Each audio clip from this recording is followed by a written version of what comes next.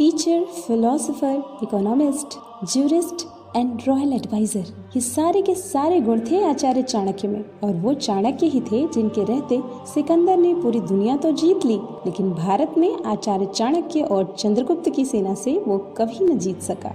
आचार्य चाणक्य किसी भी व्यक्ति का चेहरा देखकर ये पता लगा लेते थे कि वो क्या सोच रहा है। आचार्य चाणक्य ने अपनी लाइफ में कुछ किताबें लिखी, जिनमें से एक किताब है चाणक्य नीति। और ये किताब हर उस व्यक्ति के लिए पढ़ना बहुत जरूरी है जो कि अपनी लाइफ में कुछ बड़ा करना चाहता है, क्योंकि चाणक्य ने अपनी लाइफ में बहुत बड़े बड़े काम किए और इस दौरान उन्होंने जो भी सीखा उसको उन्होंने चाणक्य नीति में लिखा। इसलिए किसी भी व्यक्ति के लिए जो कि सक्सेसफुल होना चाहता है, ये किताब पढ़ना बहुत ही ज्यादा जरूरी है। और क्योंकि आजकल लोगों के पास बुक्स पढ़ने का टाइम नहीं होता, इसलिए हम चाणक्य नीति की ऑडियो बुक फॉर्म में आपके सामने प्रेजेंट कर रहे हैं। तो सुनिए और सीखिए। चाणक्य नीति चैप्टर 1। तीनों लोकों के स्वामी सर्वशक्तिमान भगवान विष्णु को नमन करते हुए मैं एक राज्य के लिए नीति के सिद्धांतों को कहता हूँ। मैं यह सूत्र अनेक शास्त्रों का आधार लेकर कह रहा हूँ। जो व्यक्ति शास्त्रों के सूत्रों का अभ्यास करके ज्ञान ग्रहण करेगा, उसे अत्यंत वैभवशाली कर्तव्य के सिद्धांत ज्ञात होंगे। उसे इस बात का पता चलेगा कि किन बातों का अनुसरण करना चाहिए और किन का नहीं। उसे अच्छाई और बुराई का भी ज्ञात होगा और अंततः उसे सर्वोत्तम का भी ज्ञान होगा।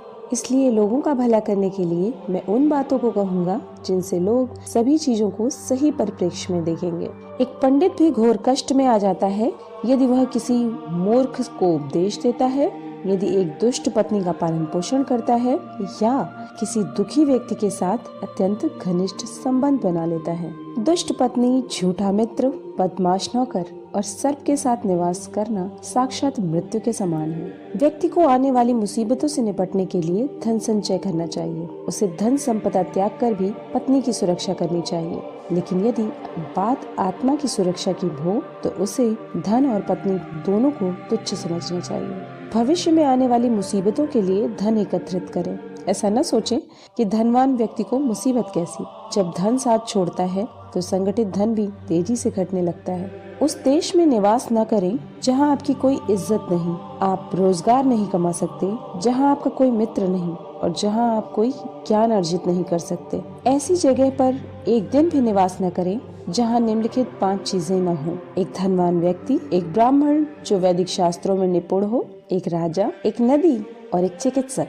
बुद्धिमान व्यक्ति को ऐसे देश में कभी नहीं जाना चाहिए जहां रोजगार कमाने का माध्यम न हो, जहां लोगों को किसी बात का भय न हो, जहां लोगों को किसी बात की लज्जा न हो, जहां लोग बुद्धिमान न हो और जहां लोगों की प्रवृत्ति दान धर्म की न हो। नौकर की परीक्षा तब करें जब वो कर्तव्य का पालन न कर रहा हो। रिश्तेदार की परीक्षा तब करें जब आप मुसीबत में घिरे हों। मित्र की परीक्षा विपरीत परिस्थितियों में करें और जब आपका वक्त अच्छा न चल रहा हो तब अपनी पत्नी की परीक्षा करें। अच्छा मित्र वही है जो हमें निम्नलिखित परिस्थितियों में नहीं त्यागे। आवश्यकता पड़ने पर, किसी दुर्घटना में पड़ने पर, जब अकाल पड़ा हो, जब युद्ध चल रहा हो, जब हमें राजा के दरबार में जाना पड़े और जब हमें शमशान घाट जाना पड़े। जो व्यक्ति किसी नाशवंत चीज के लिए कभी नाश नहीं होने वाली चीज को छोड़ देता है तो उसके हाथ से अविनाशी वस्तु तो चली जाती ही है और उसके साथ इसमें कोई संदेह नहीं कि नाशवान वस्तु को भी वो खो देता है। एक बुद्धिमान व्यक्ति को किसी इज्जतदार घर की अविवाहित कन्या के वयंग होने के बावजूद भी उस कन्या से विवाह करना चाहिए। उसे किसी हीन घर की अत्यंत सुंदर स्त्री से विवाह नहीं करना चाहिए। शादी विवाह हमेशा बराबरी के घरों में उचित होता है। इन 4 पर कभी विश्वास न करें। नदियाँ, जिन व्यक्तियों के पास अस्त्र शस्त्र हो, नाखून और सींग वाले पशु, राजघरानों के लोगों पर। अगर हो सके तो विष से भी अमृत निकाल लें। यदि सोना गंदगी में पड़ा हो तो उसे उठाएं, धोएं और अपनाएं। निचले कुल के जन्म लेने वालों से भी सर्वोत्तम ज्ञान ग्रहण करें। उसी तरह यदि कोई बदनाम घर की कन्या भी महान गुणों से संघनन है और आपको कोई सीख देती है तो उसे ग्रहण करें। महिलाओं में पुरुषों की अपेक्षा भूख 2 गुना, लज्जा 4 गुना, साहस 6 गुना और काम 8 गुना। चाणक्य नीति अध्याय 2। भोजन के योग्य पदार्थ और भोजन करने की क्षमता, पर्याप्त धनराशि तथा दान देने की भावना ऐसे संयोगों का होना सामान्य तप का फल नहीं है। उस व्यक्ति ने धरती पर ही स्वर्ग को पा लिया जिसका पुत्र आज्ञाकारी है, जिसकी पत्नी उसकी इच्छा के अनुरूप व्यवहार करती है, जिसे अपने धन पर संतोष है। पुत्र वही है जो पिता का कहना मानता हो, पिता वही है जो पुत्र का पालन पोषण करे, मित्र वही है जिस पर आप विश्वास कर सकते हो, और पत्नी वही है जिससे सुख प्राप्त हो। ऐसे लोगों से बचें जो आपके मुंह पर तो मीठी मीठी बातें करते हैं, लेकिन आपके पीठ पीछे आपको बर्बाद करने की योजना बनाते हैं। ऐसा करने वाले तो उस विष के घड़े के समान हैं, जिसकी ऊपरी सतह दूध से भरी है। एक बुरे मित्र पर तो कभी विश्वास न करें, एक अच्छे मित्र पर भी विश्वास न करें, क्योंकि यदि ऐसे लोग आपसे रुष्ट होते हैं तो आपके सभी राजों से पर्दा खोल देंगे। मन में सोचे हुए कार्यों को किसी के सामने प्रकट न करें, बल्कि मनन पूर्वक उसकी सुरक्षा करते हुए उसे कार्य में परिणत कर दे। मूर्खता दुखदाई है, जवानी भी दुखदाई है, लेकिन इन सब से कहीं ज्यादा दुखदाई है किसी दूसरे के घर जाकर उसका एहसान लेना। हर पर्वत पर माणिक्य नहीं होते, हर हाथी के सिर पर मणि नहीं होती, सज्जन पुरुष भी हर जगह नहीं होते, और हर वन में चंदन के वृक्ष भी नहीं होते। बुद्धिमान पिता को अपने पुत्र को शुभ गुणों की सीख देनी चाहिए, क्योंकि नीतिज्ञ और ज्ञानी व्यक्तियों की ही कुल में पूजा होती है। जो माता व पिता अपने बच्चों को शिक्षा नहीं देते, वो तो बच्चों के शत्रु के समान है, क्योंकि वे विद्याविहीन बालक विद्वानों की सभा में वैसे ही तिरस्कृत किए जाते हैं जैसे हंसों की सभा में बगुले। लाड प्यार से बच्चों में गलत आदतें ढलती हैं, उन्हें कड़ी शिक्षा देने से अच्छी आदतें सीखते हैं। इसलिए बच्चों को जरूरत पड़ने पर दंडित करें, ज्यादा लाड ना करें। ऐसा एक भी दिन नहीं जाना चाहिए जब आपने एक श्लोक, आधा श्लोक, चौथाई श्लोक या श्लोक का केवल एक अक्षर नहीं सीखा, या आपने दान, अभ्यास या कोई पवित्र कार्य नहीं किया। पत्नी का वियोग होना, अपने ही लोगों से बेइज्जत होना, बचा हुआ ऋण, दुष्ट राजा की सेवा करना, गरीबी एवं दरिद्रों की सभा, ये 6 बातें शरीर को बिना अग्नि के ही जला देती हैं। नदी के किनारे वाले वृक्ष, दूसरे व्यक्तियों के घर में जाने अथवा रहने वाली स्त्री एवं बिना मंत्रियों का राजा, ये सब निश्चय ही शीघ्र नष्ट हो जाते हैं। वेश्या को निर्धन व्यक्ति को त्याग देना चाहिए, प्रजा को पराजित राजा को त्याग देना चाहिए, पक्षियों को फल रहित वृक्ष त्याग देना चाहिए एवं अतिथियों को भोजन करने के पश्चात मेजबान के घर से निकल देना चाहिए। ब्राह्मण दक्षिणा मिलने के पश्चात अपने यजमानों को छोड़ देते हैं, विद्वान विद्या प्राप्ति के बाद गुरु को छोड़ देते हैं, और पशु जले हुए वन को त्याग देते हैं। जो व्यक्ति दुराचारी, कुदृष्टि वाले एवं बुरे स्थानों पर रहने वाले मनुष्य के साथ मित्रता करता है, वो शीघ्र ही नष्ट हो जाता है। प्रेम और मित्रता बराबर वालों में अच्छी लगती है। राजा के यहाँ नौकरी करने वाले को ही सम्मान मिलता है। व्यवसायों में वाणिज्य सबसे अच्छा है एवं उत्तम गुणों वाली स्त्री अपने घर में सुरक्षित रहती है। चाणक्य नीति अध्याय 3। इस दुनिया में ऐसा किसका घर है जिस पर कोई कलंक नहीं? वो कौन है जो रोग और दुख से मुक्त है? सुख सदा किसको रहता है? मनुष्य के कुल की ख्याति उसके आचरण से होती है। मनुष्य के बोलचाल से उसके देश की ख्याति बढ़ती है। मान सम्मान उसके प्रेम को बढ़ाता है एवं उसके शरीर का गठन उसके भोजन से बढ़ता है। लड़की का ब्याह अच्छे खानदान में करना चाहिए। पुत्र को अच्छी शिक्षा देनी चाहिए। शत्रु को आपत्ति और कष्टों में डालना चाहिए एवं मित्र को धर्म कर्म में लगाना चाहिए। एक दुर्जन और सर्प में ये अंतर है कि सांप तभी डसेगा जब उसकी जान को खतरा हो, लेकिन दुर्जन पग पग पर हानि पहुंचाने की कोशिश करेगा। राजा लोग अपने आसपास अच्छे कुल के लोगों को इसलिए रखते हैं क्योंकि ऐसे लोग न आरंभ में, न बीच में और न ही अंत में साथ छोड़कर जाते हैं। जब प्रलय का समय आता है तो समुद्र भी अपनी मर्यादा छोड़कर किनारों को छोड़ अथवा तोड़ जाते हैं, लेकिन सज्जन पुरुष प्रलय के समान भयंकर आपत्ति एवं विपत्ति में भी अपनी मर्यादा नहीं बदलते। मूर्खों के साथ मित्रता नहीं रखनी चाहिए, उन्हें त्याग देना ही उचित है, क्योंकि प्रत्यक्ष रूप से वे 2 पैरों वाले पशु के समान हैं, जो अपने धारदार वचनों से वैसे ही हृदय को छलनी करता है जैसे अदृश्य कांटा शरीर में घुसकर छलनी करता है। रूप और यौवन से संपन्न तथा कुलीन परिवार में जन्म लेने पर भी विद्याहीन पुरुष पलाश के फूलों के समान है, जो सुंदर तो है लेकिन खुशबू रहित है। कोयल की सुंदरता उसके गायन में है। एक स्त्री की सुंदरता उसके अपने परिवार के प्रति समर्पण में है। एक खूबसूरत आदमी की सुंदरता उसके ज्ञान में है तथा एक तपस्वी की सुंदरता उसकी क्षमाशीलता में है। कुल की रक्षा के लिए एक सदस्य का बलिदान दें, गांव की रक्षा के लिए एक कुल का बलिदान दें, देश की रक्षा के लिए एक गांव का बलिदान दें, आत्मा की रक्षा के लिए देश का बलिदान दें। जो उद्यमशील है वो गरीब नहीं हो सकते। जो हरदम भगवान को याद करते हैं उन्हें पाप छू भी नहीं सकता। जो मौन रहते हैं वो झगड़ों में नहीं पड़ते। जो जागृत रहते हैं निर्भय होते हैं। अत्यधिक सुंदरता के कारण सीता हरण हुआ। अत्यंत घमंड के कारण रावण का अंत हुआ। अत्यधिक दान के कारण राजा बाली को भी बंधन में बंधना पड़ा। अतः सर्वत्र अति को त्यागना चाहिए। शक्तिशाली लोगों के लिए कौन सा कार्य कठिन है, व्यापारियों के लिए कौन सी जगह दूर है, विद्वानों के लिए कोई देश विदेश नहीं, मधुभाषियों का कोई शत्रु नहीं। जिस तरह सारा वन केवल एक ही पुष्प एवं सुगंध भरे वृक्ष से महक जाता है, उसी तरह एक ही गुणवान पुत्र पूरे कुल का नाम बढ़ाता है। जिस प्रकार केवल एक सूखा हुआ जलता वृक्ष संपूर्ण वन को जला देता है, उसी तरह एक ही कुपुत्र सारे कुल के मान, मर्यादा और प्रतिष्ठा को नष्ट कर देता है। एक विद्वान एवं सदाचारी पुत्र के कारण संपूर्ण परिवार वैसे ही खुशहाल रहता है जैसे चंद्रमा के निकलने पर रात्रि जगमगा उठती है। ऐसे अनेक पुत्र किस काम के जो दुख और निराशा पैदा करे। इससे तो वो एक ही पुत्र अच्छा है जो संपूर्ण घर को सहारा और शांति प्रदान करे। 5 साल तक पुत्र को लाड़ प्यार से पालना चाहिए।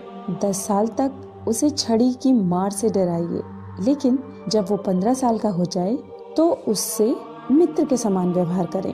वो व्यक्ति सुरक्षित रह सकता है जो नीचे दी गई परिस्थितियां उत्पन्न होने पर भाग जाए। नंबर 1 भयावह आपदा, नंबर 2 विदेशी आक्रमण, नंबर 3 भयंकर अकाल, नंबर 4 दुष्ट व्यक्ति का संग। जो व्यक्ति निम्नलिखित बातें अर्जित नहीं करता वो बार बार जन्म लेकर मरता है।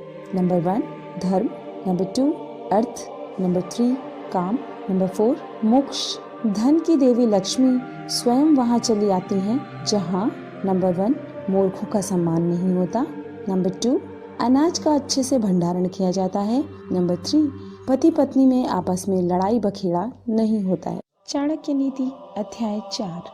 निम्नलिखित बातें माता के गर्भ में ही निश्चित हो जाती हैं। नंबर 1 व्यक्ति कितने साल जिएगा, नंबर 2 किस प्रकार का काम करेगा, नंबर 3 उसके पास कितनी संपत्ति होगी, नंबर 4 उसकी मृत्यु कब होगी। पुत्र, मित्र, सगे संबंधी साधुओं को देखकर भागते हैं, लेकिन जो लोग साधुओं का अनुसरण करते हैं उनमें भक्ति जागृत होती है और उनके उस पुण्य से उनका सारा कुल धन्य हो जाता है। जैसे मछली दृष्टि से, कछुआ ध्यान देकर और पंछी स्पर्श करके अपने बच्चों को पालते हैं, वैसे ही सतजन पुरुषों की संगति मनुष्य का पालन पोषण करती है।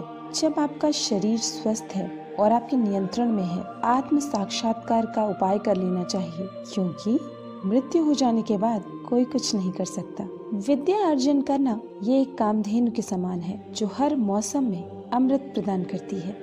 वो विदेश में माता के समान रक्षक और हितकारी होती है, इसलिए विद्या को एक गुप्त धन कहा जाता है। सैकड़ों गुण रहित पुत्रों से अच्छा एक गुणी पुत्र है, क्योंकि एक चंद्रमा ही रात्रि के अंधकार को भगाता है और वहीं असंख्य तारे भी ये काम नहीं कर पाते। एक ऐसा बालक जो जन्मते वक्त मृत था, एक मूर्ख दीर्घायु बालक से बेहतर है। पहला बालक तो एक क्षण के लिए दुख देता है, दूसरा बालक अपने माँ बाप को जिंदगी भर दुख की अग्नि में जलाता है। निम्नलिखित बातें व्यक्ति को बिना आग के ही जलाती हैं। नंबर 1 एक छोटे गांव में बसना जहां रहने की सुविधाएं उपलब्ध नहीं।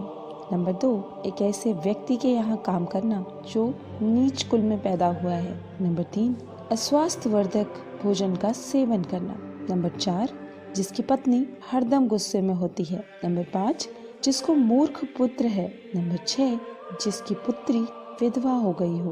वो गाय किस काम की जो न दूध देती है और न बच्चे को जन्म देती है। उसी प्रकार उस बच्चे का जन्म भी किस काम का जो न ही विद्वान हुआ और न ही भगवान का भक्त हुआ। जब व्यक्ति जीवन के दुख से झुलसता है तो उसे निम्नलिखित ही सहारा देते हैं, पुत्र और पुत्री, पत्नी, भगवान के भक्त। ये बातें एक ही बार होनी चाहिए। नंबर 1 राजा का बोलना। नंबर 2, विद्वान व्यक्ति का बोलना। नंबर 3, लड़की का ब्याहना। जब आप तप करते हैं तो अकेले करें, अभ्यास करते हैं तो दूसरों के साथ करें, गायन करते हैं तो 3 लोग करें, कृषि 4 लोग करें, युद्ध अनेक लोग मिलकर करें। वही अच्छी पत्नी है जो शुचिपूर्ण है, पारंगत है, शुद्ध है, पति को प्रसन्न रखने वाली है और सत्यवादी है। जिस व्यक्ति के पास पुत्र नहीं है उसका घर उजाड़ है, जिसे कोई सगे संबंधी नहीं है उसकी सभी दिशाएं उजाड़ है। मूर्ख व्यक्ति का हृदय उजाड़ है, निर्धन व्यक्ति का सब कुछ उजाड़ है। जिस आध्यात्मिक सीख का आचरण नहीं किया जाता वो जहर है। जिसका पेट खराब है उसके लिए भोजन जहर है। निर्धन व्यक्ति के लिए लोगों के किसी सामाजिक या व्यक्तिगत कार्यक्रम में एकत्र होना जहर है। जिस व्यक्ति के पास धर्म और दया नहीं है उसे दूर करो। जिस गुरु के पास आध्यात्मिक ज्ञान नहीं है उसे दूर करो। जिस पत्नी के चेहरे पर हरदम घृणा है उसे दूर करो। जिन रिश्तेदारों के पास प्रेम नहीं है उन्हें दूर करो। सतत भ्रमण करना व्यक्ति को बूढ़ा बना देता है। यदि घोड़े को हरदम बांध कर रखते हैं तो वो बूढ़ा हो जाता है। धूप में रखने से कपड़े पुराने हो जाते हैं। इन बातों को बार बार गौर करें। सही समय, सही मित्र, सही ठिकाना, पैसे कमाने के सही साधन, पैसा खर्चा करने के सही तरीके आपके ऊर्जा स्रोत। द्विज अग्नि में भगवान देखते हैं। भक्तों के हृदय में परमात्मा का वास होता है। जो अल्पमति के लोग होते हैं वो मूर्ति में भगवान देखते हैं, लेकिन जो व्यापक दृष्टि रखने वाले लोग होते हैं वो ये जानते हैं कि भगवान सर्व। चाणक्य नीति अध्याय 5। ब्राह्मणों को अग्नि की पूजा करनी चाहिए, दूसरे लोगों को ब्राह्मणों की पूजा करनी चाहिए, पत्नी को पति की पूजा करनी चाहिए तथा दोपहर के भोजन में आने के लिए जो अतिथि आए उसकी सभी को पूजा करनी चाहिए। सोने की परख उसे घिस कर, काट कर, गर्म करके और पीट कर की जाती है। उसी तरह व्यक्ति का परीक्षण वो कितना त्याग करता है, उसका आचरण कैसा है, उसमें गुण कौन से हैं और उसका व्यवहार कैसा है, इससे होता है।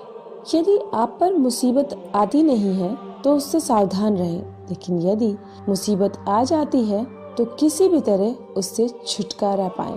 अनेक व्यक्ति जो एक ही गर्भ में पैदा हुए हैं, एक ही नक्षत्र में पैदा हुए हैं, वे एक ही नहीं रहते।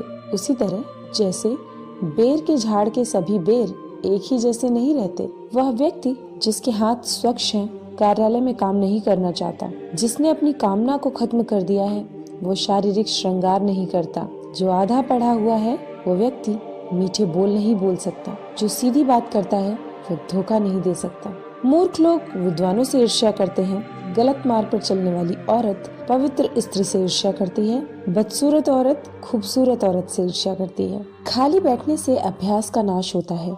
दूसरों को पैसा देखभाल के लिए देने से पैसे का नाश होता है। गलत ढंग से बुआई करने वाला किसान अपने बीजों का नाश करता है। यदि सेनापति नहीं है तो सेना का नाश होता है। अर्जित विद्या अभ्यास से सुरक्षित रहती है। घर की इज्जत अच्छे व्यवहार से सुरक्षित रहती है। अच्छे गुणों से इज्जतदार आदमी को मान मिलता है। किसी भी व्यक्ति का गुस्सा उसकी आंखों में दिखता है। जो वैदिक ज्ञान की निंदा करते हैं, शास्त्र सम्मत जीवन शैली का मजाक उड़ाते हैं, शांतिपूर्ण स्वभाव के लोगों का मजाक उड़ाते हैं, ऐसे लोग बिना किसी आवश्यकता के दुख को प्राप्त करते हैं। दान गरीबी को खत्म करता है। अच्छा आचरण दुख को मिटाता है। विवेक अज्ञान को नष्ट करता है। जानकारी भय को समाप्त करती है। वासना के समान दुष्कर कोई रोग नहीं, मोह के समान कोई शत्रु नहीं, क्रोध के समान अग्नि नहीं, स्वरूप ज्ञान के समान कोई बोध नहीं। व्यक्ति अकेले ही पैदा होता है, अकेले ही मरता है, अपने कर्मों के शुभ अशुभ परिणाम अकेले ही भोगता है, अकेले ही नरक में जाता है या सदगति प्राप्त करता है। जिसने अपने स्वरूप को जान लिया उसके लिए स्वर्ग तो तिनके के समान है। एक पराक्रमी योद्धा अपने जीवन को तुच्छ मानता है।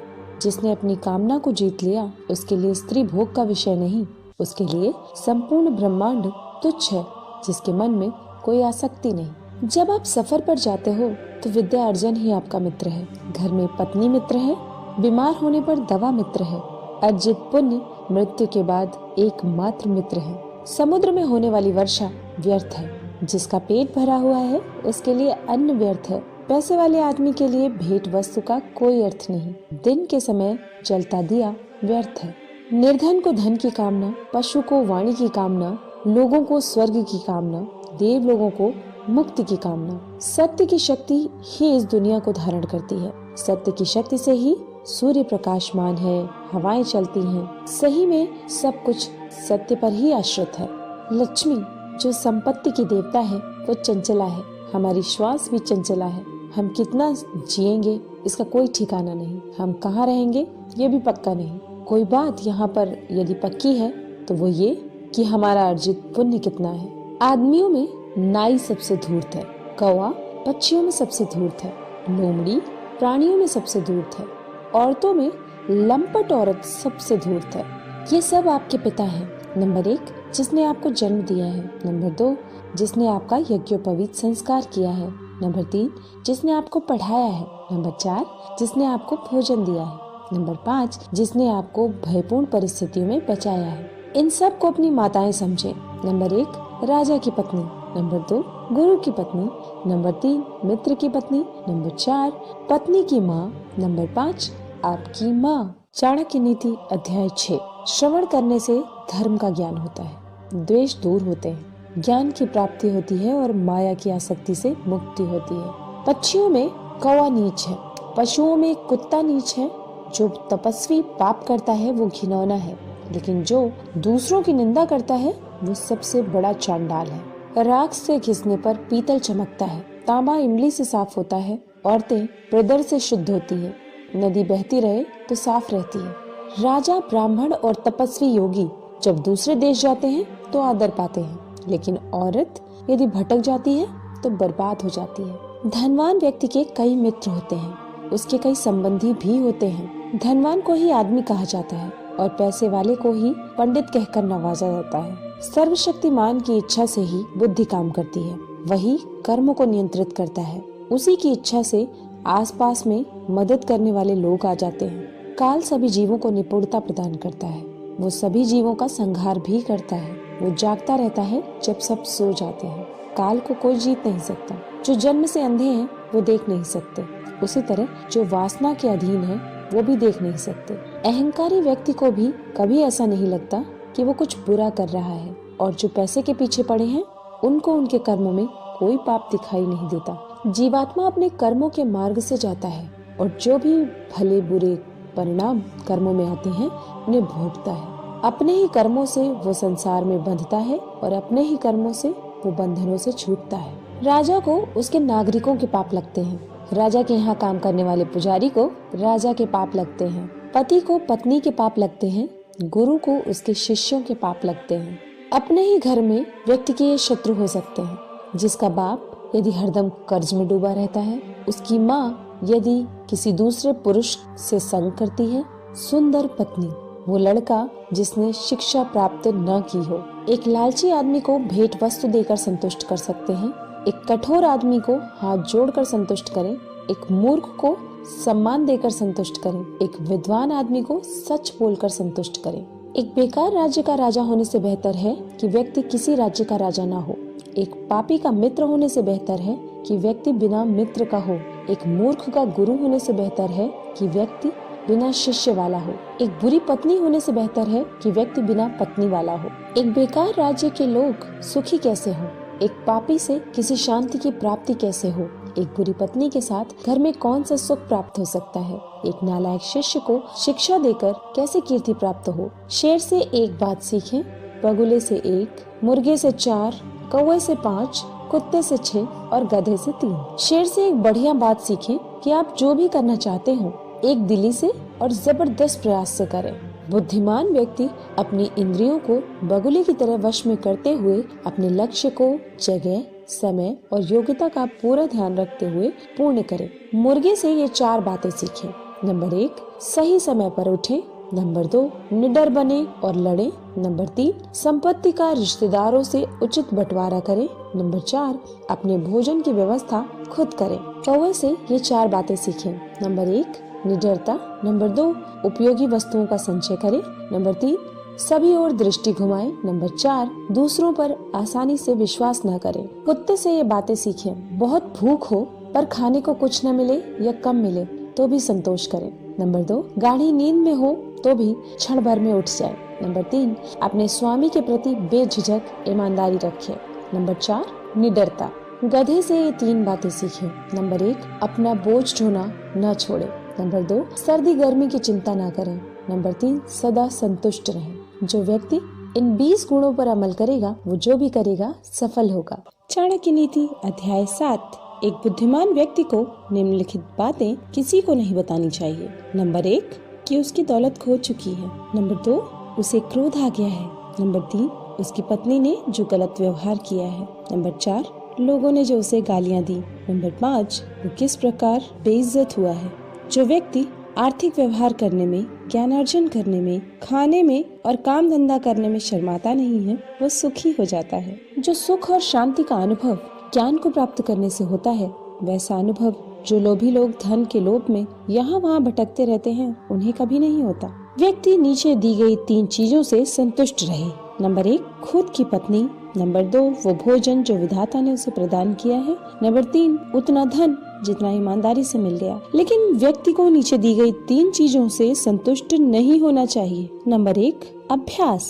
नंबर 2, भगवान का स्मरण। नंबर 3, परोपकार। इन दोनों के मध्य कभी भी न जाएं। नंबर 1, 2 ब्राह्मण। नंबर 2, ब्राह्मण और उसके यज्ञ में जलने वाली अग्नि। नंबर 3, पति पत्नी। नंबर 4, स्वामी और उनका नौकर। नंबर 5, हल और बैल। अपना पैर कभी भी इनसे न छूने दें। नंबर 1, अग्नि।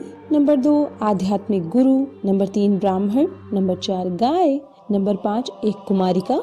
नंबर 6, एक उम्र में बड़ा आदमी। नंबर 7, एक बच्चा। हाथी से 1000 गज की दूरी रखें, घोड़े से 100 गज की, सींग वाले जानवर से 10 गज की, लेकिन दुष्ट जहाँ हो उस जगह से ही निकल जाएं। हाथी को अंकुश से नियंत्रण करें, घोड़े को थपथपा के, सींग वाले जानवर को डंडा दिखा के, एक बदमाश को तलवार से। ब्राह्मण अच्छे भोजन से तृप्त होते हैं, मोर मेघ गर्जना से, साधु दूसरों की संपन्नता देखकर और दुष्ट दूसरों की विपदा देखकर। एक शक्तिशाली आदमी से उसकी बात मानकर समझौता करें, एक दुष्ट का प्रतिकार करें, और जिनकी शक्ति आपकी शक्ति के बराबर है उनसे समझौता विनम्रता से या कठोरता से करें। एक राजा की शक्ति उसकी शक्तिशाली भुजाओं में है, एक ब्राह्मण की शक्ति उसके स्वरूप ज्ञान में है, एक स्त्री की शक्ति उसकी सुंदरता, तारुण्य और मीठे वचनों में है। अपने व्यवहार में बहुत सीधे न रहें, क्योंकि आप यदि वन जाकर देखते हैं तो पाएंगे कि जो पेड़ सीधे उगे उन्हें काट लिया गया,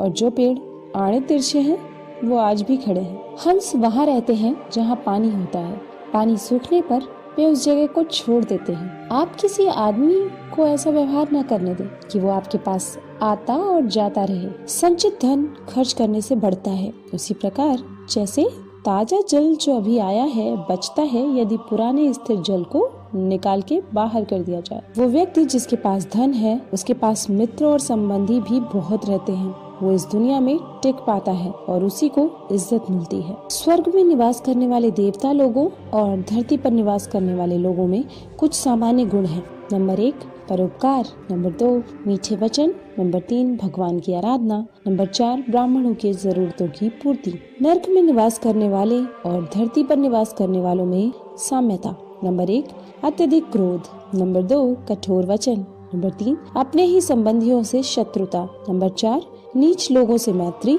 नंबर 5, हीन हरकतें करने वालों की नौकरी। यदि आप शेर की गुफा में जाते हैं तो आपको हाथी के माथे का मणि मिल सकता है, लेकिन यदि आप लोमड़ी जहाँ रहती है वहाँ जाते हैं तो बछड़े की पूंछ या गधे की हड्डी के अलावा कुछ नहीं मिलेगा। एक अनपढ़ आदमी की जिंदगी किसी कुत्ते की पूंछ की तरह बेकार है, उससे न उसकी इज्जत ही ढकती है और न ही कीड़े मक्खियों को भगाने के काम आती है। यदि आप दिव्यता चाहते हैं तो आपकी बोली, मन और इंद्रियों में शुद्धता होनी चाहिए। उसी प्रकार आपके हृदय में करुणा भी होनी चाहिए। जिस प्रकार एक फूल में खुशबू है, तिल में तेल है, लकड़ी में अग्नि है, दूध में घी है, गन्ने में गुड़ है, उसी प्रकार यदि आप ठीक से देखते हैं तो हर व्यक्ति में परमात्मा है। चाणक्य नीति अध्याय 8। नीच वर्ग के लोग दौलत चाहते हैं, मध्यम वर्ग के लोग दौलत और इज्जत दोनों चाहते हैं, लेकिन उच्च वर्ग के लोग सम्मान चाहते हैं, क्योंकि सम्मान ही उच्च लोगों की असली दौलत है। दीपक अंधेरे का भक्षण करता है, इसलिए काला धुआं बनता है। इसी प्रकार जिस प्रकार का अन्न आप खाते हैं इसी प्रकार के हमारे विचार उत्पन्न होते हैं। हे विद्वान पुरुष, अपनी संपत्ति केवल पात्र को ही दे और दूसरों को कभी न दे। जो जल बादल को समुद्र देता है वो बड़ा मीठा होता है। बादल वर्षा करके वो जल पृथ्वी के सभी चल अचल जीवों को दे देता है और फिर उसे समुद्र को लौटा देता है। शरीर पर मालिश करने के बाद, शमशान में चिता का धुआं शरीर पर आने के बाद, संभोग करने के बाद, दाढ़ी बनाने के बाद, जब तक आदमी नहा न ले वो चांडाल रहता है। जल अपच की दवा है। जल चैतन्य निर्माण करता है। यदि उसे भोजन पच जाने के बाद पीते हैं, पानी को भोजन के बाद तुरंत पीना विष पीने के समान है। यदि ज्ञान को उपयोग में न लाया जाए तो वो खो जाता है। यदि आदमी अज्ञानी हो तो वो खो जाता है। सेनापति के बिना सेना खो जाती है। पति के बिना पत्नी खो जाती है। वो आदमी अभागा है जो अपने बुढ़ापे में पत्नी की मृत्यु देखता है। वो भी अभागा है जो अपनी संपदा संबंधियों को सौंप देता है। वो भी अभागा है जो खाने के लिए दूसरों पर निर्भर है। ये बातें बेकार है। वेद मंत्रों का उच्चारण करना लेकिन निहित यज्ञ कर्मों को न करना। यज्ञ करना लेकिन बाद में लोगों को दान देकर तृप्त न करना। पूर्णता तो भक्ति से होती है। भक्ति भी सभी सफलताओं का मूल है। एक संयमित मन के समान कोई तप नहीं, संतोष के समान कोई सुख नहीं, लोभ के समान कोई रोग नहीं, दया के समान कोई गुण नहीं। क्रोध साक्षात यम है। तृष्णा नरक की ओर ले जाने वाली वैतरणी है। ज्ञान कामधेनु है। संतोष ही तो नंदनवन है। नीति की उत्तमता ही व्यक्ति के सौंदर्य का गहना है। उत्तम आचरण से व्यक्ति उत्तरोत्तर ऊंचे लोक में जाता है। सफलता ही विद्या का आभूषण है। उचित विनियोग ही संपत्ति का गहना है। नीति भ्रष्ट होने से सुंदरता का नाश होता है। हीनाचरण से अच्छे कुल का नाश होता है। पूर्णता न आने से विद्या का नाश होता है। उचित विनियोग के बिना धन का नाश होता है। जो जल धरती में समा गया वो शुद्ध है। परिवार को समर्पित पत्नी शुद्ध है। लोगों का कल्याण करने वाला राजा शुद्ध है। वो ब्राह्मण शुद्ध है जो संतुष्ट है। असंतुष्ट ब्राह्मण, संतुष्ट राजा, लज्जा रखने वाली वेश्या, कठोर आचरण करने वाली गृहिणी, ये सभी लोग विनाश को प्राप्त होते हैं। क्या करना ऊंचे कुल का यदि बुद्धिमत्ता न हो। एक नीच कुल में उत्पन्न होने वाले विद्वान व्यक्ति का सम्मान देवता भी करते हैं। विद्वान व्यक्ति लोगों से सम्मान पाता है। विद्वान उसकी विद्वता के लिए हर जगह सम्मान पाता है। ये बिल्कुल सच है कि विद्या हर जगह सम्मानित है। जो लोग दिखने में सुंदर हैं, जवान हैं, ऊंचे कुल में पैदा हुए हैं, वो बेकार हैं यदि उनके पास विद्या नहीं है। वो तो पलाश के फूल के समान जो दिखते तो अच्छे हैं पर महकते नहीं। ये धरती उन लोगों के भार से दबी रह जाती है जो मांस खाते हैं, दारू पीते हैं, बेवकूफ हैं।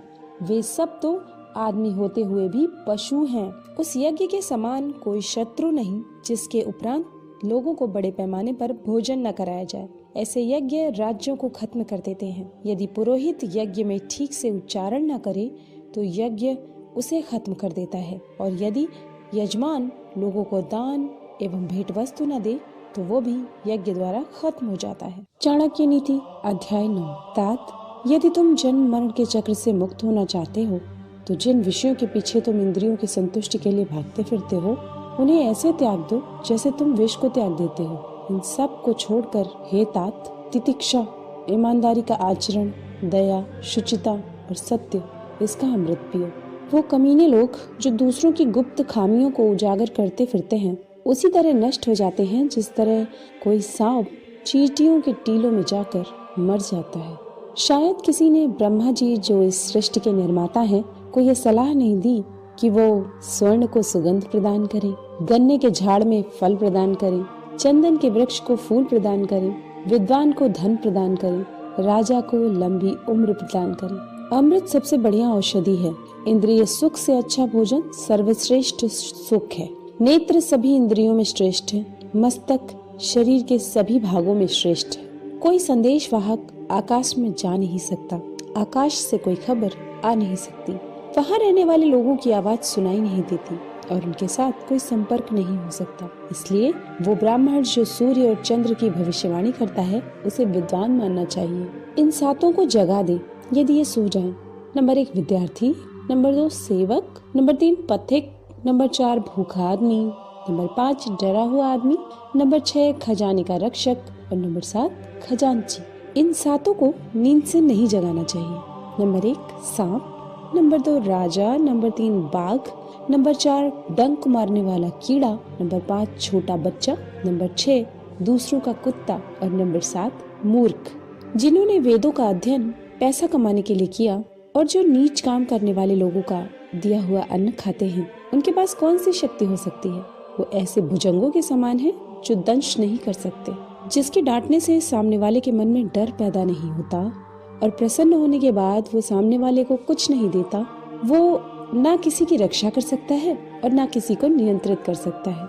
ऐसा आदमी भला क्या कर सकता है? यदि नाग अपना फन खड़ा करे तो भले ही वो जहरीला ना हो तो भी उसका ये करना सामने वाले के मन में डर पैदा करने को पर्याप्त है। यहाँ ये बात कोई मायने नहीं रखती कि वो जहरीला है कि नहीं। सुबह उठकर दिन भर जो दांव आप लगाने वाले हैं उसके बारे में सोचें।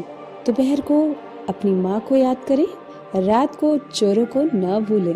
आपको इंद्र के समान वैभव प्राप्त होगा यदि आप अपने भगवान के गले की माला अपने हाथों से बनाएं, अपने भगवान के लिए चंदन अपने हाथों से घिसें, अपने हाथों से पवित्र ग्रंथों को लिखें, गरीबी पर धैर्य से मात करें, पुराने वस्त्रों को स्वच्छ करें, बासी अन्न को गर्म करें, अपनी क्रूरता पर अपने अच्छे व्यवहार से मात करें। चाणक्य नीति अध्याय 10। जिनके पास धन नहीं है वो गरीब नहीं है, वो तो असल में रईस है। यदि उसके पास विद्या है लेकिन जिसके पास विद्या नहीं है वो तो सब प्रकार से निर्धन है। हम अपना हर कदम फूंक फूंक कर रखें, हम छना हुआ जल पिएं, हम वही बातें बोलें जो शास्त्र सम्मत हैं, हम वही काम करें जिसके बारे में हम सावधानी पूर्वक सोच चुके हैं। जिसे अपनी इंद्रियों की तुष्टि चाहिए वो विद्या अर्जन करने के सभी विचार भूल जाए और जिसे ज्ञान चाहिए वो अपने इंद्रियों की तुष्टि भूल जाए। जो इंद्रिय विषयों में लगा है उसे ज्ञान कैसा, और जिसे ज्ञान है वो व्यर्थ की इंद्रिय तुष्टि में लगा रहे, ये संभव नहीं। वो क्या है जो कभी कल्पना में नहीं आ सकता? वो कौन सी बात है जिसे करने में औरत सक्षम नहीं है? ऐसी कौन सी बकवास है जो दारू पिया हुआ आदमी नहीं करता? ऐसा क्या है जो कौवा नहीं खाता? नियति एक भिखारी को राजा और राजा को भिखारी बना सकती है। भिखारी ये कंजूस आदमी का दुश्मन है एक अच्छा सलाहकार एक मूर्ख आदमी का शत्रु है। वो पत्नी जो पराये पुरुष में रुचि रखती है उसके लिए उसका पति शत्रु है, और जो चोर रात को काम करने के लिए निकलता है चंद्रमा उसका शत्रु है। जिनके पास ये कुछ नहीं है जैसे विद्या, तप, ज्ञान, अच्छा स्वभाव, गुण, दया भाव, वो धरती पर मनुष्य के रूप में घूमने वाले पशु हैं। धरती पर उनका भार है। जिनके भेजे खाली हैं, अर्थात जो मूर्ख हैं, वो कोई उपदेश नहीं दे सकते और ना समझ सकते हैं। यदि बांस को मलय पर्वत पर भी उगाया जाए तो उसमें चंदन के गुण नहीं आते। जिसे अपनी कोई अक्ल नहीं होती उसकी शास्त्र क्या भलाई करेंगे। एक अंधा आदमी आईने का क्या करेगा। एक बुरा आदमी सुधर नहीं सकता। आप पृष्ठ भाग को चाहे जितना साफ करें वो श्रेष्ठ भागों की बराबरी नहीं कर सकता। अपने निकट संबंधियों का अपमान करने से जान जाती है, दूसरों को अपमान करने से दौलत जाती है। राजा का अपमान करने से सब कुछ जाता है। एक ब्राह्मण का अपमान करने से कुल का नाश हो जाता है। ये बेहतर है कि आप जंगल में एक झाड़ के नीचे रहें जहाँ बाघ और हाथी रहते हैं। उस जगह रहकर आप फल खाएं और जलपान करें। आप घास पर सोएं और पुराने पेड़ों की खालें पहने, लेकिन आप अपने सगे संबंधियों में न रहें यदि आप निर्धन हो गए हो। ब्राह्मण एक वृक्ष के समान है, उसकी प्रार्थना ही उसका मूल है। वह जो वेदों का गान करता है वो उसकी शाखाएं हैं। वह जो पुण्य कर्म करता है वही उसके पत्ते हैं। इसलिए उसे अपने मूल को बचाना चाहिए। यदि मूल नष्ट हो जाता है तो शाखाएं भी न रहेंगी और पत्ते भी। लक्ष्मी मेरी माता है, विष्णु मेरे पिता हैं, वैष्णव जन मेरे सगे संबंधी हैं, तीनों लोक मेरा देश है। रात्रि के समय कितने ही प्रकार के पक्षी वृक्ष पर विश्राम करते हैं। भोर होते ही सब पक्षी 10 दिशाओं में उड़ जाते हैं। हम क्यों भला दुख करें यदि हमारे अपने हमें छोड़कर चले गए हैं। जिसके पास में विद्या है वो शक्तिशाली है। निर्बुद्ध पुरुष के पास क्या शक्ति हो सकती है। एक छोटा खरगोश भी चतुराई से मदमस्त हाथी को तालाब में गिरा देता है। हे विश्वंभर, तू सबका पालन करता है, मैं मेरे गुजारे की चिंता क्यों करूं, जब मेरा मन तेरी महिमा गाने में लगा हुआ है। आपके अनुग्रह के बिना एक माता की छाती से दूध नहीं बह सकता और शिशु का पालन नहीं हो सकता। मैं हरदम यही सोचता हूँ कि हे यदुवंशियों के प्रभु, हे लक्ष्मीपति, मेरा पूरा समय आपकी ही चरण सेवा में खर्च करता रहूं। चाणक्य नीति अध्याय 11। उदारता, वचनों में मधुरता, साहस, आचरण में विवेक, ये बातें कोई पा नहीं सकता, ये मूल में होनी चाहिए। जो अपने समाज को छोड़कर दूसरे समाज को जा मिलता है वो उसी राजा की तरह नष्ट हो जाता है जो अधर्म के मार्ग पर चलता है। हाथी का शरीर कितना विशाल है, लेकिन एक छोटे से अंकुश से नियंत्रित हो जाता है। एक दिया घने अंधकार का नाश करता है। क्या अंधेरे से दिया बड़ा है? एक कड़कती हुई बिजली एक पहाड़ को तोड़ देती है। क्या बिजली पहाड़ जितनी विशाल है? जी नहीं, बिल्कुल नहीं। वही बड़ा है जिसकी शक्ति छा जाती है। इससे कोई फर्क नहीं पड़ता कि आकार कितना है। जो घर गृहस्थी के काम में लगा रहता है वो कभी ज्ञान प्राप्त नहीं कर सकता। मांस खाने वाले के हृदय में दया नहीं हो सकती। लोभी व्यक्ति कभी सत्य भाषण नहीं कर सकता और एक शिकारी में कभी शुद्धता नहीं हो सकती। एक दुष्ट व्यक्ति में कभी पवित्रता उदित नहीं हो सकती। उसे चाहे जैसा समझा लो। जैसे नीम का वृक्ष कभी मीठा नहीं हो सकता। आप चाहे उसकी शिखा से मूल तक घी और शक्कर छिड़क दें, आप चाहे 100 बार पवित्र जल से स्नान करें, आप अपने मन का मैल नहीं धो सकते। उसी प्रकार जिस प्रकार मदिरा का पात्र पवित्र नहीं हो सकता, चाहे आप उसे गर्म करके सारी मदिरा की भाप बना दे। इसमें कोई आश्चर्य नहीं कि व्यक्ति उन बातों के प्रति अनुद्गार कहता है जिसका उसे कोई ज्ञान नहीं। उसी प्रकार जैसे एक जंगली शिकारी की पत्नी हाथी के सर का मणि फेंक कर गूंजे की माला धारण करती है। जो व्यक्ति 1 साल तक भोजन करते समय भगवान का ध्यान करेगा और मुंह से कुछ नहीं बोलेगा, उसे 1000 करोड़ वर्ष तक स्वर्गलोक की प्राप्ति होगी। एक विद्यार्थी पूर्ण रूप से निम्नलिखित बातों का त्याग करे। नंबर 1 काम, नंबर 2 क्रोध, नंबर 3 लोभ, नंबर 4 स्वादिष्ट भोजन की अपेक्षा, नंबर 5 शरीर का श्रृंगार, नंबर 6 अत्यधिक जिज्ञासा, नंबर 7 अधिक निद्रा, नंबर 8 शरीर निर्वाह के लिए अत्यधिक प्रयास। वो ब्राह्मण जो दुकानदारी में लगा है असल में वैश्य ही है। निम्न स्तर के लोगों से जिस व्यवसाय में संपर्क आता है वो व्यवसाय ब्राह्मण को शूद्र बना देता है।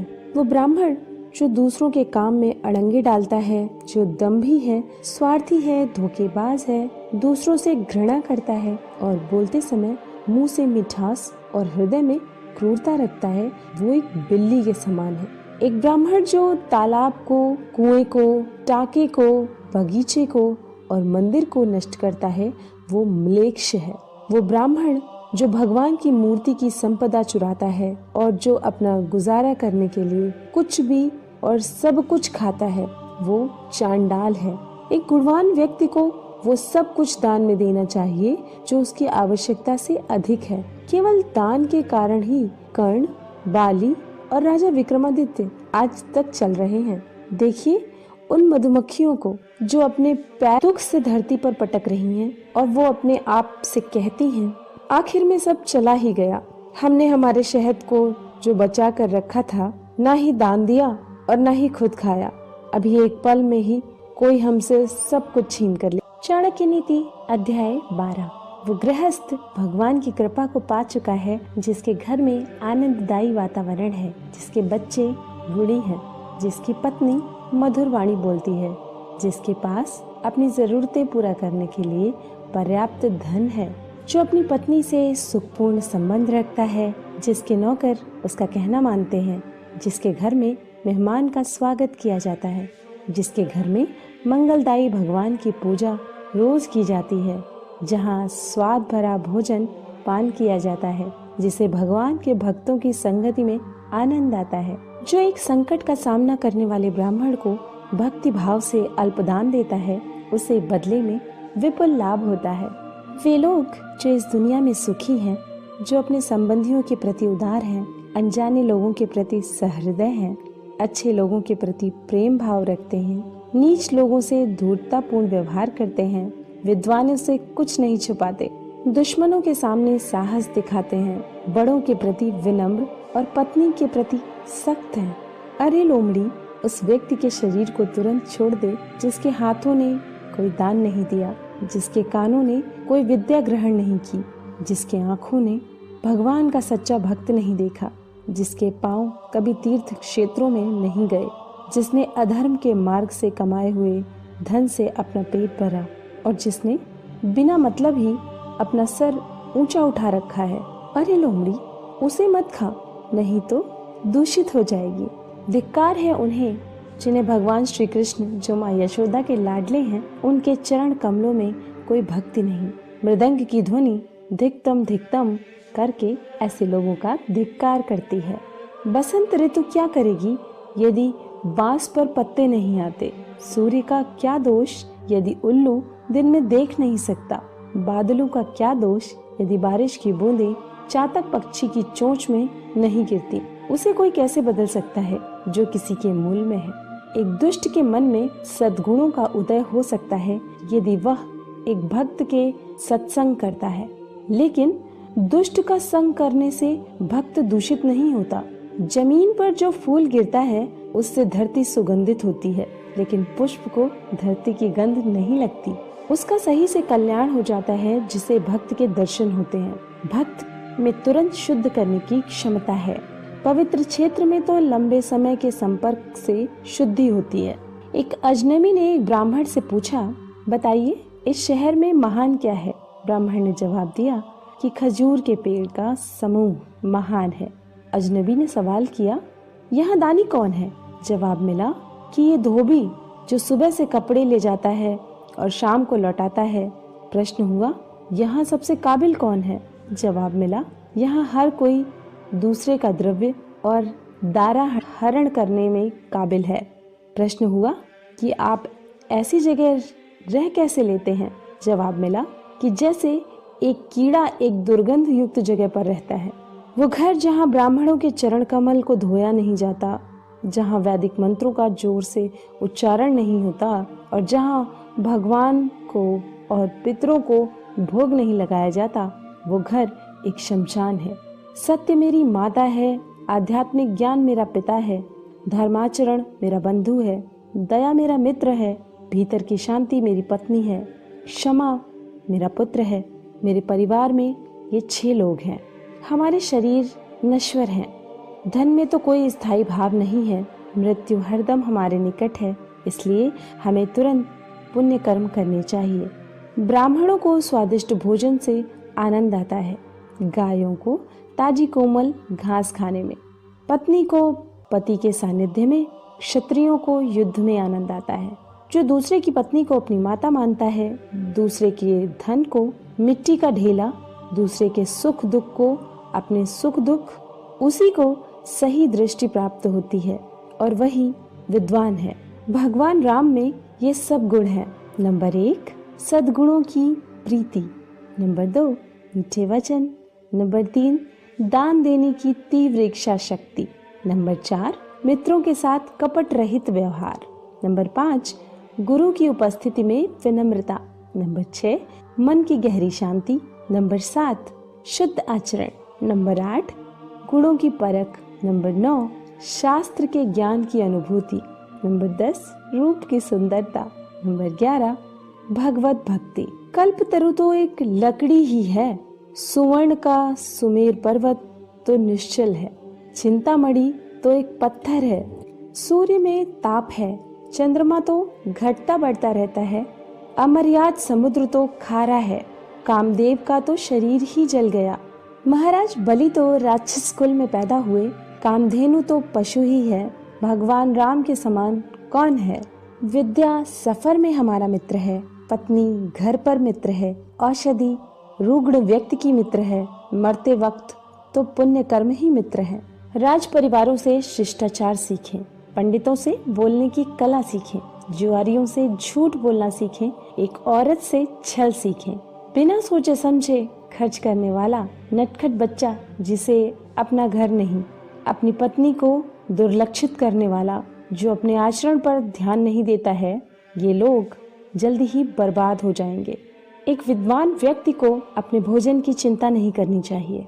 उसे सिर्फ अपने धर्म को निभाने की चिंता होनी चाहिए। हर व्यक्ति का भोजन पर जन्म से ही अधिकार है। जिसे दौलत, अनाज और विद्या अर्जित करने में और भोजन करने में शर्म नहीं आती, वो सुखी रहता है। बूंद बूंद से सागर बनता है, इस तरह बूंद बूंद से ज्ञान, गुण और संपत्ति प्राप्त होते हैं। जो व्यक्ति अपने बुढ़ापे में भी मूर्ख है, वो सचमुच ही मूर्ख है। उसी प्रकार जिस प्रकार इंद्र वरुण का फल कितना भी पके मीठा नहीं होता। चाणक्य नीति अध्याय 13। यदि आदमी एक पल के लिए भी जिए तो भी उस पल को शुभ कर्म में खर्च करे। एक कल्प तक जी कर कोई लाभ नहीं। दोनों लोक, इस लोक और परलोक में तकलीफ होती है। हम उसके लिए न पछताएं जो बीत गया। हम भविष्य की चिंता भी न करें। विवेक बुद्धि रखने वाले लोग केवल वर्तमान में जीते हैं। यह देवताओं का, सज्जनों का और पालकों का स्वभाव है कि वे जल्दी प्रसन्न हो जाते हैं। निकट के और दूर के रिश्तेदार तब प्रसन्न होते हैं जब उनका आदर सम्मान किया जाए, उनके नहाने का, खाने पीने का प्रबंध किया जाए। पंडित जन उन्हें आध्यात्मिक संदेश का मौका दिया जाता है तो प्रसन्न होते हैं। जब बच्चा माँ के गर्भ में होता है तो ये 5 बातें तय हो जाती हैं। नंबर 1, कितनी लंबी उम्र होगी। नंबर 2, वो क्या करेगा। नंबर 3, कितना धन अर्जित करेगा। नंबर 4, कितना ज्ञान अर्जित करेगा। नंबर 5, मौत कब होगी। देखिए क्या आश्चर्य है, बड़े लोग अनोखी बातें करते हैं। वे पैसे को तो तिनके की तरह मामूली समझते हैं, लेकिन जब वे उसे प्राप्त करते हैं तो उसके भार से और विनम्र होकर झुक जाते हैं। जो व्यक्ति अपने घर के लोगों से बहुत आसक्ति रखता है, वो भय और दुख को पाता है। आसक्ति ही दुख का मूल है। जिसे सुखी होना है उसे आसक्ति छोड़नी पड़ेगी। जो भविष्य के लिए तैयार है और जो किसी भी परिस्थिति को चतुराई से निपटा सकता है, ये दोनों व्यक्ति सुखी हैं। लेकिन जो आदमी सिर्फ नसीब के सहारे चलता है, वो बर्बाद होता है। यदि राजा पुण्यात्मा है तो प्रजा भी वैसी ही होती है। यदि राजा पापी है तो प्रजा भी पापी होती है। यदि वो सामान्य है तो प्रजा सामान्य होती है। प्रजा के सामने राजा का उदाहरण होता है और वो उनका अनुसरण करती है। मेरी नजरों में वो आदमी मृत है जो जीते ही धर्म का पालन नहीं करता, लेकिन जो धर्म पालन में अपने प्राण दे देता है, वो मरने के बाद भी बेशक लंबा जीता है। जिस व्यक्ति ने न कोई ज्ञान संपादन किया, न ही पैसा कमाया, मुक्ति के लिए जो आवश्यक है उसकी पूर्ति भी नहीं की, वो एक निहायत बेकार जिंदगी जीता है। जो नीच कुल होते हैं वे दूसरों की कीर्ति को देखकर जलते हैं। वो दूसरों के बारे में अपशब्द कहते हैं क्योंकि उनकी कुछ करने की औकात नहीं होती। यदि विषय बहुत प्रिय है तो वो बंधन में डालते हैं। विषय सुख की अनासक्ति से मुक्ति की और गति होती है। इसलिए मुक्ति या बंधन का मूल मन ही है। जो आत्म स्वरूप का बोध होने से खुद को शरीर नहीं मानता, वो हरदम समाधि में रहता है, भले ही उसका शरीर कहीं भी चला जाए। किसी को सब सुख प्राप्त हुए जिसकी कामना की, सब कुछ भगवान के हाथ में है। इसलिए हमें संतोष में जीना होगा। जिस प्रकार एक गाय का बछड़ा हजारों गायों में अपनी माँ के पीछे चलता है, उसी तरह कर्म आदमी के पीछे चलते हैं। जिसके काम करने में कोई व्यवस्था नहीं, उसे कोई सुख नहीं मिल सकता। लोगों के बीच या वन में, लोगों के मिलने से उसका हृदय जलता है और वन में तो कोई सुविधा होती ही नहीं। यदि आदमी उपकरण का सहारा ले तो गर्भ जल से पानी निकाल सकता है। उसी तरह यदि विद्यार्थी अपने गुरु की सेवा करे तो गुरु के पास जो ज्ञान निधि है वो उसे प्राप्त हो सकती है। हमें अपने कर्म का फल मिलता है। हमारी बुद्धि पर इसके पहले हमने जो कर्म किए हैं उसका निशान है। इसलिए जो विद्वान लोग हैं वो सोच विचार कर कर्म करते हैं। जिस व्यक्ति ने आपको आध्यात्मिक महत्ता का एक अक्षर भी पढ़ाया हो, उसकी पूजा करनी चाहिए। जब युग का अंत हो जाएगा तो मेरू पर्वत डिग जाएगा। जब कल्प का अंत होगा तो 7 समुद्र का पानी विचलित हो जाएगा। लेकिन साधु कभी भी अपने आध्यात्मिक मार्ग से नहीं डिगेगा। इस धरती पर अन्न, जल और मीठे वचन ये असली रत्न हैं। मूर्खों को लगता है पत्थर के टुकड़े रत्न हैं। चाणक्य नीति अध्याय 14। गरीबी, दुख और एक बंदी का जीवन, ये सब व्यक्ति के किए हुए पापों का ही फल है। आप दौलत, मित्र, पत्नी और राज्य गंवाकर वापस पा सकते हैं, लेकिन यदि आप अपनी काया गंवा देते हैं तो वापस नहीं मिलेगी। यदि हम बड़ी संख्या में एकत्र हो जाएं, तो दुश्मन को हरा सकते हैं। उसी प्रकार जैसे घास के तिनके एक दूसरे के साथ रहने के कारण भारी वर्षा में भी क्षय नहीं होते। पानी पर तेल, एक कमीने आदमी को बताया हुआ राज, एक लायक व्यक्ति को दिया हुआ दान और एक बुद्धिमान व्यक्ति को पढ़ाया हुआ शास्त्रों का ज्ञान अपने स्वभाव के कारण तेजी से फैलते हैं। वो व्यक्ति क्यों मुक्ति को नहीं पाएगा जो निम्नलिखित परिस्थितियों में जो उसके मन की अवस्था होती है उसे कायम रखता है। जब वो धर्म के अनुदेश को सुनता है, जब वो शमशान घाट में होता है, जब वो बीमार होता है, वो व्यक्ति क्यों पूर्णता नहीं हासिल करेगा जो पश्चाताप में जो मन की अवस्था होती है उसी अवस्था को काम करते वक्त बनाए रखेगा। हमें अभिमान नहीं होना चाहिए जब हम ये बातें करते हैं। नंबर 1 परोपकार, नंबर 2 आत्मसंयम, नंबर 3 पराक्रम, नंबर 4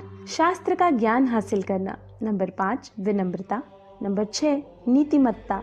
ये करते वक्त अभिमान करने की इसलिए जरूरत नहीं क्योंकि दुनिया बहुत कम दिखाई देने वाले दुर्लभ रत्नों से भरी पड़ी है। वह जो हमारे मन में रहता है, हमारे निकट है, हो सकता है कि वास्तव में वो हमसे बहुत दूर हो। इसलिए वो व्यक्ति जो हमारे निकट है लेकिन हमारे मन में नहीं, वो हमसे बहुत दूर है। यदि हम किसी से कुछ पाना चाहते हैं तो उससे ऐसे शब्द बोलें जिससे वो प्रसन्न हो जाए। उसी प्रकार जैसे एक शिकारी मधुर गीत गाता है जब वो हिरन पर बाण चलाना चाहता है। जो व्यक्ति राजा से, अग्नि से, धर्मगुरु से और स्त्री से बहुत परिचय बढ़ाता है वो विनाश को प्राप्त होता है। जो व्यक्ति इनसे पूर्ण रूप से अलिप्त रहता है उसे अपना भला करने का कोई अवसर नहीं मिलता। इसलिए इनसे सुरक्षित अंतर रखकर संबंध रखना चाहिए। हम इनके साथ बहुत सावधानी से पेश आएं। नंबर 1 अग्नि, नंबर 2 पानी, नंबर 3 औरत, नंबर 4 मूर्ख, नंबर 5 सांप, नंबर 6 राज परिवार के सदस्य। जब जब हम इनके संपर्क में आते हैं, क्योंकि ये हमें एक झटके में मौत तक पहुंचा सकते हैं, वही व्यक्ति जीवित है जो गुणवान है और पुण्यवान है। लेकिन जिसके पास धर्म और गुण नहीं, उसे क्या शुभ कामना दी जा सकती है। यदि आप दुनिया को एक काम करके जीतना चाहते हैं तो इन 15 को अपने काबू में रखो, इन्हें इधर उधर भागने न दे। 5 इंद्रियों के विषय। नंबर 1 जो दिखाई देता है, 2 जो सुनाई देता है, 3 जिसकी गंध आती है, 4 जिसका स्वाद आता है, 5 जिसका स्पर्श होता है। 5 इंद्रिय। नंबर 1 आँख, नंबर 2 कान, नंबर 3 नाक, नंबर 4 जिह्वा, नंबर 5 त्वचा। 5 कामेंद्रियां। नंबर 1 हाथ, नंबर 2 पाँव, नंबर 3 मुंह, नंबर 4 ज्ञानेंद्रिय, नंबर 5 गुदा। वही पंडित है जो वही बात बोलता है जो प्रसंग के अनुरूप हो, अपनी शक्ति के अनुरूप दूसरों की प्रेम की से सेवा करता है, जिसे अपने क्रोध की मर्यादा का पता है। एक ही वस्तु देखने वालों की योग्यता के अनुरूप अलग अलग दिखती है। तप करने वाले को वस्तु में देखकर कोई कामना नहीं जागती। जो व्यक्ति बुद्धिमान है वो निम्नलिखित बातें किसी को न बताए। वो औषधि जो उसने बनाई है, जो अच्छा काम कर रही है, वो परोपकार जो उसने किया, उसके घर के झगड़े, उसकी पत्नी के साथ होने वाली व्यक्तिगत बातें, उसने जो ठीक से न पकाया हुआ खाना खाया, जो गालियां उसने सुनी। कोकिल तब तक मौन रहते हैं जब तक वो मीठा गाने की काबिलियत हासिल नहीं कर लेते और सबको आनंद नहीं पहुंचा सकते। हम निम्नलिखित बातें प्राप्त करें और उसे कायम रखें। हमें पुण्य कर्म के जो आशीर्वाद मिले, धन, अनाज, वो शब्द जो हमने हमारे आध्यात्मिक गुरु से सुने, कम पाई जाने वाली दवाइयाँ। हम ऐसा नहीं करते हैं तो जीना मुश्किल हो जाएगा। कुसंग का त्याग करें और संत जनों से मेल जोल बढ़ाएं। दिन और रात गुणों का संपादन करें, उस पर हमेशा चिंतन करें जो शाश्वत है और जो अनित्य है उसे भूल जाएं। चाणक्य नीति अध्याय 15। वो व्यक्ति जिसका हृदय हर प्राणी मात्र के प्रति करुणा से पिघलता है, उसे जरूरत क्या है किसी ज्ञान की, मुक्ति की, सर के ऊपर जटा जूट रखने की और अपने शरीर पर राख मलने की। इस दुनिया में वो खजाना नहीं है जो आपको आपके सद्गुरु ने एक ज्ञान का एक अक्षर दिया उसके कर्ज से मुक्त कर सके। कांटों और दुष्ट लोगों से बचने के 2 उपाय हैं। पैरों में जूते पहनो और उन्हें इतना शर्मसार करो कि वो अपना सर उठा न सके और आपसे दूर रहे। जो अस्वच्छ कपड़े पहनता है, जिसके दांत साफ नहीं, जो बहुत खाता है, जो कठोर शब्द बोलता है, जो सूर्योदय के बाद उठता है, उसका कितना भी बड़ा व्यक्तित्व क्यों न हो, वो लक्ष्मी की कृपा से वंचित रह जाएगा। जब व्यक्ति दौलत खोता है तो उसके मित्र, पत्नी, नौकर, संबंधी उसे छोड़कर चले जाते हैं और जब वो दौलत वापस हासिल कर लेता है तो ये सब लौट आते हैं। इसलिए दौलत ही सबसे अच्छा रिश्तेदार है। पाप से कमाया हुआ पैसा 10 साल रह सकता है, 11वें साल में वो विलुप्त हो जाता है। एक महान आदमी जब कोई गलत काम करता है तो उसे कोई अच्छा नहीं कहता। एक नीच आदमी जब कोई अच्छा काम करता है तो उसका धिक्कार होता है। देखिए, अमृत पीना तो अच्छा है, लेकिन राहु की मौत अमृत पीने से ही हुई। विष पीना नुकसानदायी है, लेकिन भगवान शंकर ने जब विष का पान किया तो विष उनके गले का अलंकार हो गया। एक सच्चा भोजन वो है जो ब्राह्मण को देने के बाद शेष है। प्रेम वो सत्य है जो दूसरों को दिया जाता है। खुद से जो प्रेम होता है वो नहीं। वही बुद्धिमत्ता है जो पाप करने से रोकती है। वही दान है जो बिना दिखावे के किया जाता है। यदि आदमी को परख नहीं है तो वो अनमोल रत्नों को तो पैर की धूल में पड़ा हुआ रखता है और घास को सर पर धारण करता है। ऐसा करने से रत्नों का मूल्य कम नहीं होता और घास के तिनकों की महत्ता नहीं बढ़ती। जब विवेक बुद्धि वाला आदमी आता है तो हर चीज को उसकी जगह दिखाता है। शास्त्रों का ज्ञान अगाध है, वो कलाएं अनंत है जो हमें सीखनी चाहिए। हमारे पास समय थोड़ा है, जो सीखने के मौके हैं उसमें अनेक विघ्न आते हैं, इसलिए वही सीखें जो अत्यंत महत्वपूर्ण है। उसी प्रकार जैसे हंस पानी छोड़कर उससे मिला हुआ दूध पी लेता है, वो आदमी चांडाल है जो एक दूर से अचानक आए हुए थके अतिथि को आदर सत्कार दिए बिना रात्रि का भोजन खुद खाता है। एक व्यक्ति को चारों वेद और सभी धर्मशास्त्रों का ज्ञान है, लेकिन उसे यदि अपनी आत्मा की अनुभूति नहीं हुई तो वो उसी चमचे के समान है जिसने अनेक पकवानों को हिलाया लेकिन किसी का स्वाद नहीं चखा। वो लोग धन्य हैं, ऊंचे उठे हुए हैं, जिन्होंने संसार समुद्र को पार करते हुए एक सच्चे ब्राह्मण की शरण ली। उनकी शरणागति ने नौका का काम किया। वे ऐसे मुसाफिरों की तरह नहीं हैं जो एक सामान्य जहाज पर सवार हैं जिसके डूबने का खतरा है। चंद्रमा जो अमृत से लबालब है और औषधियों के देवता माना जाता है, जो अमृत के समान अमर और दैदीप्यमान है, उसका क्या हश्र होता है जब वो सूर्य के घर जाता है, अर्थात दिन में दिखाई देता है। तो क्या एक सामान्य आदमी दूसरों के घर जाकर लघुता को नहीं प्राप्त होगा?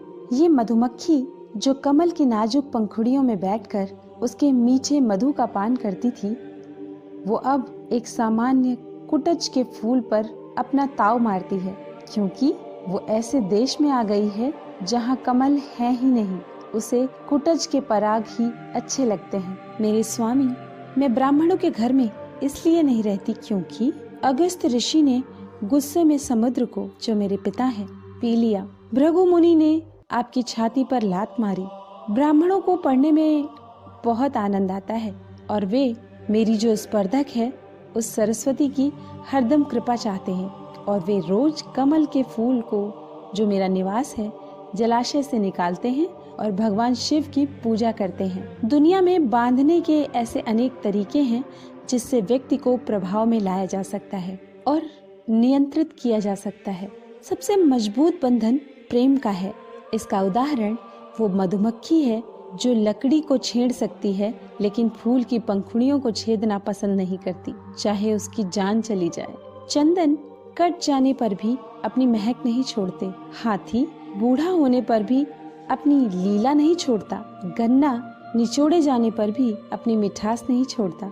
उसी प्रकार ऊंचे कुल में पैदा हुआ व्यक्ति अपने उन्नत गुणों को नहीं छोड़ता, भले ही उसे कितनी भी गरीबी में क्यों न बसर करना पड़े। चाणक्य नीति अध्याय 16। मूर्ख को लगता है कि वो हसीन लड़की उसे प्यार करती है और वो उसका गुलाम बन जाता है और उसके इशारों पर नाचता है। ऐसा यहाँ कौन है जिसमें दौलत पाने के बाद मस्ती नहीं है? क्या कोई बेलगाम आदमी अपने संकटों पर रोक लगा पाया है? इस दुनिया में किस आदमी को औरत ने कब्जे में नहीं किया? किसके ऊपर राजा की हरदम मेहरबानी रही? किसके ऊपर समय के प्रकोप नहीं हुए? किस भिखारी को यहाँ शोहरत मिली?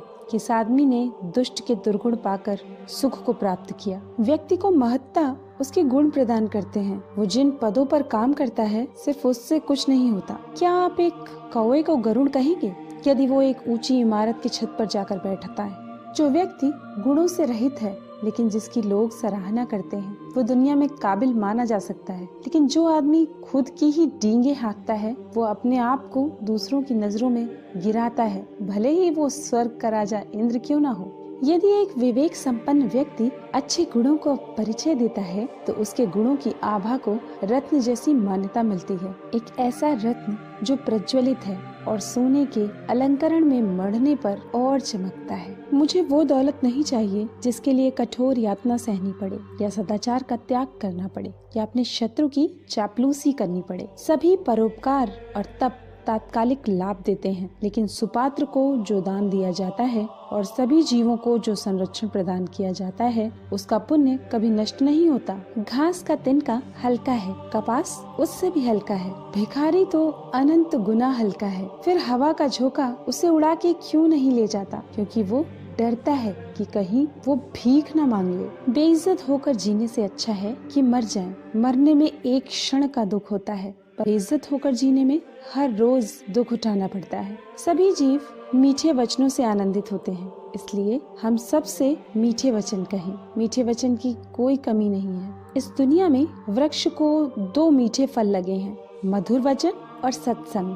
पहले के जन्मों की अच्छी आदतें जैसे दान, विद्यार्जन और तप इस जन्म में भी चलती रहती हैं, क्योंकि सभी जन्म एक श्रृंखला से जुड़े हैं। जिसका ज्ञान किताबों में सिमट गया है और जिसने अपनी दौलत दूसरों के सुपुर्द कर दी है, जरूरत आने पर ज्ञान और दौलत कुछ भी इस्तेमाल नहीं कर सकता। चाणक्य नीति अध्याय 17। वो विद्वान जिसने असंख्य किताबों का अध्ययन बिना सद्गुरु के आशीर्वाद से कर लिया, वो विद्वानों की सभा में एक सच्चे विद्वान के रूप में नहीं चमकता है। उसी प्रकार जिस प्रकार एक नाजायज औलाद को दुनिया में कोई प्रतिष्ठा हासिल नहीं होती, वो चीज जो दूर दिखाई देती है, जो असंभव दिखाई देती है, जो हमारी पहुंच से बाहर दिखाई देती है, वो भी आसानी से हासिल हो सकती है यदि हम तप करते हैं, क्योंकि तप से ऊपर कुछ नहीं। लोभ से बड़ा दुर्गुण क्या हो सकता है और निंदा से बड़ा पाप क्या है? जो सत्य में प्रस्थापित है उसे तप करने की क्या जरूरत है? जिसका हृदय शुद्ध है उसे तीर्थ यात्रा की क्या जरूरत है? यदि स्वभाव अच्छा है तो और किस गुण की जरूरत है? यदि कीर्ति है तो अलंकार की क्या जरूरत है? समुद्र भी सभी रत्नों का भंडार है। वो शंख का पिता है, देवी लक्ष्मी शंख की बहन है। इससे ये बात सिद्ध होती है कि उसी को मिलेगा जिसने पहले दिया है। जब आदमी में शक्ति नहीं रह जाती तो वो साधु हो जाता है। जिसके पास दौलत नहीं होती वो ब्रह्मचारी बन जाता है। रुग्ण भगवान का भक्त हो जाता है। जब औरत बूढ़ी हो जाती है तो पति के प्रति समर्पित हो जाती है। सांप के दंश में विष होता है, कीड़े के मुंह में विष होता है, बिच्छू के डंक में विष होता है, लेकिन दुष्ट व्यक्ति तो पूर्ण रूप से विष से भरा होता है। जो स्त्री अपने पति की सम्मति के बिना व्रत रखती है और उपवास करती है, वो उसकी आयु घटाती है और खुद नरक में जाती है। स्त्री दान देकर, उपवास रखकर और पवित्र जल का पान करके पावन नहीं हो सकती। वो पति के चरणों को धोने से और ऐसे जल का पान करने से शुद्ध हो जाती है। एक हाथ की शोभा गहनों से नहीं, दान देने से है। चंदन का लेप लगाने से नहीं, जल से नहाने से निर्मलता आती है। एक व्यक्ति भोजन खिलाने से नहीं, सम्मान देने से संतुष्ट होता है। मुक्ति खुद को सजाने से नहीं होती, आध्यात्मिक ज्ञान को जगाने से होती है। जिसमें सभी जीवों के प्रति परोपकार की भावना है, वो सभी संकटों पर मात करता है और उसे हर कदम पर सभी प्रकार की संपन्नता प्राप्त होती है। वो इंद्र के राज्य में जाकर क्या सुख भोगेगा जिसकी पत्नी प्रेम भाव रखने वाली और सदाचारी है। जिसके पास में संपत्ति है, जिसका पुत्र सदाचारी और अच्छे गुण वाला है, जिसको अपने पुत्र द्वारा पौत्र हुए हैं। मनुष्यों में और निम्न स्तर के प्राणियों में खाना, सोना, घबराना और गमन करना समान है। मनुष्य अन्य प्राणियों से श्रेष्ठ है तो विवेक ज्ञान की बदौलत। इसलिए जिन मनुष्यों में ज्ञान नहीं वे पशु हैं। यदि मदमस्त हाथी अपने माथे से टपकने वाले रस को पीने वाले भौरे को कान हिलाकर उड़ा देता है तो भौरों का कुछ नहीं जाता। वे कमल में भरे हुए तालाब की ओर खुशी से चले जाते हैं। हाथी के माथे का श्रृंगार कम हो जाता है। ये आठों कभी दूसरों का दुख नहीं समझ सकते। नंबर 1 राजा, नंबर 2 वैश्या, नंबर 3 यमराज, नंबर 4 अग्नि, नंबर 5 चोर, नंबर 6 छोटा बच्चा, नंबर 7 भिखारी और नंबर 8 कर वसूल करने वाला। हे केत की पुष्पा, तुम में तो कीड़े रहते हैं, तुमसे ऐसा कोई फल भी नहीं बनता जो खाया जाए। तुम्हारे पत्ते कांटों से ढके हैं, तुम टेढ़े होकर बढ़ते हो, कीचड़ में खिलते हो, कोई तुम्हें आसानी से पा नहीं सकता। लेकिन तुम्हारी अतुलनीय खुशबू के कारण दूसरे पुष्पों की तरह तुम सभी को प्रिय हो। इसलिए एक ही अच्छाई अनेक बुराइयों पर भारी पड़ती है।